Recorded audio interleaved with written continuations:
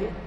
Number 137، حکمرانوں کے مقربین نااہل ہوں گے اور نماز میں کوتاہی کریں گے۔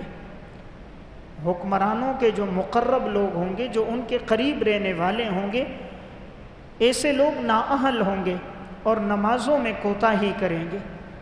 رسول اللہ صلی اللہ علیہ وسلم نے ارشاد فرمایا، لَيَأْتِيَنَّ عَلَيْكُمْ عُمَرَا، ضرور بے ضرور تمہارے اوپر ایسے عمرہ مسلط ہوں گے، یقربون شرار الناس، ان کے قریب بدترین لوگ ہوں گے، وَيُؤَخِّرُونَ الصَّلَاةَ عَنْ مَوَاقِيتِهَا، اور وہ نمازوں کو اس کے وقت سے مؤخر کر کے پڑھیں گے۔ یہ صحیح ابن حبان کی روایت ہے۔ اس روایت میں رسول اللہ صلی اللہ علیہ وسلم فرماتے ہیں، تمہارے اوپر ایسے حکمران مسلط ہوں گے کہ جن کے قریب بدترین لوگ ہوں گے، یعنی انہیں مشورہ دینے والے، ان کے سیکریٹری جو ہوں گے، ان کے امور میں جو معاون ہوں گے وہ بدترین لوگ ہوں گے۔ یعنی اگر وہ کوئی اچھا کام کرنا بھی چاہیں گے، ان کے سیکریٹری اور معاون جو ان کے دست و بازو ہیں وہ نیک کام سے اسے روک لیں گے۔ کسی اچھے کام کا جذبہ بھی پیدا ہوگا، یہ بدترین لوگ وہ کام کرنے کا اسے حکم نہیں دیں گے۔ دیکھیں، جب وزراء اچھے ہوتے ہیں، دوست اچھے ہوتے ہیں تو انسان نیک کام کرتا ہے، اور اگر اسے دوست اور رفقا وزراء اچھے نہیں ملتے، انسان بسا اوقات خود ٹھیک بھی ہو، ان کی صحبت میں پڑھ کے وہ بھی فسق و فجور میں پڑ جاتا ہے۔ صحبت کا اثر ہوتا ہے۔ عورتوں کی صحبت میں رہنے والے میں زیب و زینت زیادہ آ جاتی ہے، گفتگو زیادہ بڑھ جاتی ہے۔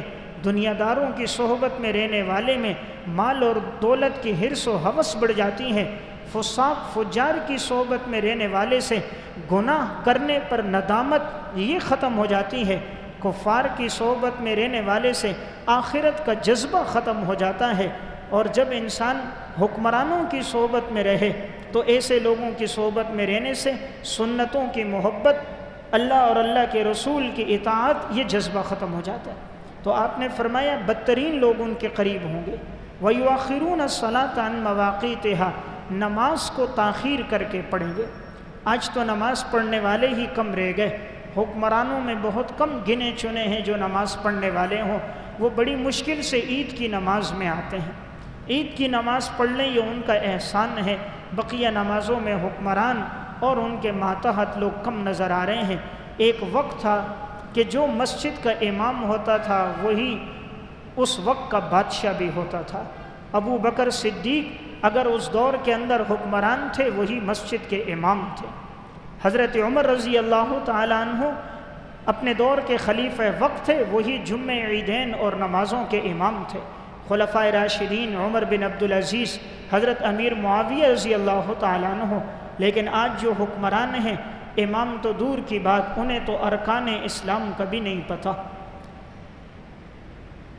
امامت تو دور کی بات، انہیں یہ نہیں معلوم قرآن کے سپارے کتنے، وہ سورہ اخلاص دیکھ کر بھی نہیں پڑھ سکتے۔ چلیں زبانی پڑھیں، کبھی انسان ہے وہ دیکھ کر پڑھتے ہوئے دو تین مرتبہ غلطیاں کر جائیں، وہ ماضی میں وہی لوگ ہمارے وزراء بھی رہے۔ تو بہرحال آپ نے جو بات ارشاد فرمائی وہ یہ ہے، نمازوں میں تاخیر ہوگی، بدترین لوگ ان کے قریب ہوں گے۔